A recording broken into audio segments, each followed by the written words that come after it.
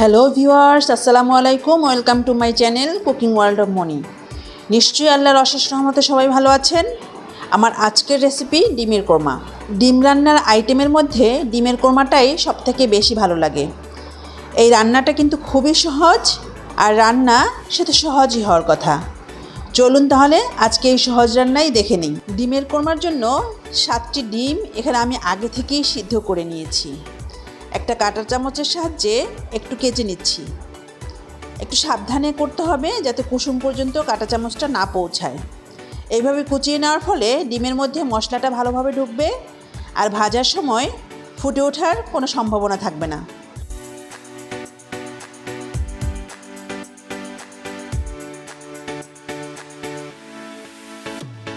চুলায় একটি প্যান বসিয়ে তাতে হাফ কাপ পরিমাণ রান্নার রেগুলার তেল দিয়ে দিচ্ছি। তেলটা হালকা গরম হলে ডিমগুলো দিয়ে দিচ্ছি। চুলাটা মাঝারি আঁচে রেখে একটু নেড়েচেড়ে ভেজে নিব।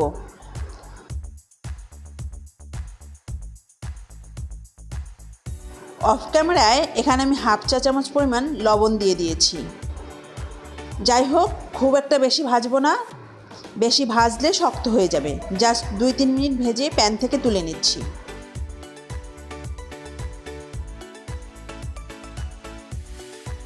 ওই একই তেলের মধ্যে দিয়ে দিচ্ছি 3 টুকরো দারুচিনি, 4টি ছোটো এলাচ, লং দিচ্ছি 5টি, তেজপাতা 1টি, ছোট 1 টুকরো জয়ত্রী গুঁড়ো করে নিয়েছি, সেটাও দিয়ে দিলাম। এবার এই আস্ত মশলাগুলো হালকা ভেজে নেব, সুন্দর একটা অ্যারোমা বের হওয়ার জন্য। মশলাগুলো ভাজার এই পর্যায়ে দিয়ে দিচ্ছি 1 কাপ পরিমাণ পেঁয়াজ বাটা।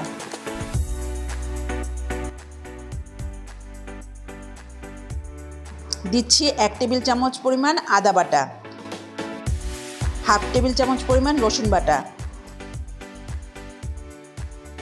দিচ্ছি স্বাদ মতো লবণ। এখন এই সব মশলাগুলোকে কষিয়ে নিব, এর কাঁচা গন্ধটা যাওয়া পর্যন্ত।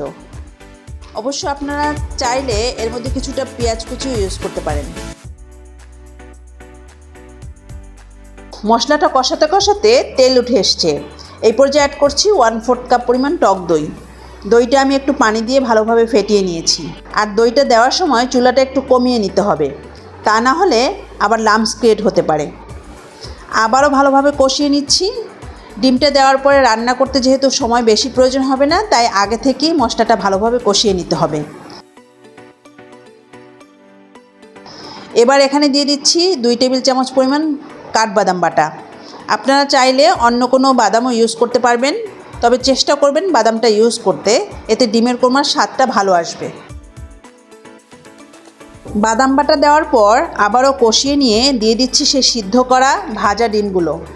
এবারে এই ডিমগুলো মশলার সাথে আরও 5-6 মিনিট কষিয়ে নিচ্ছি, চুলাটা মিডিয়াম টু লো হিটে রেখে।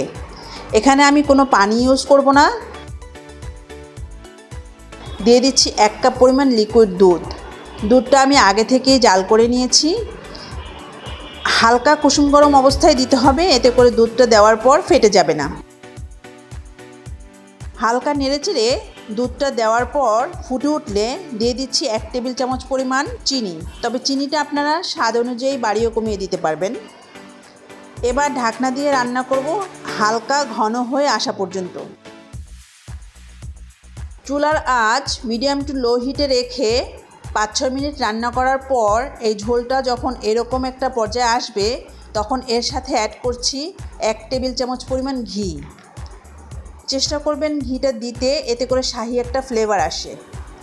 দিয়ে দিচ্ছি হাফ চা চামচ পরিমাণ গরম মশলার গুঁড়া,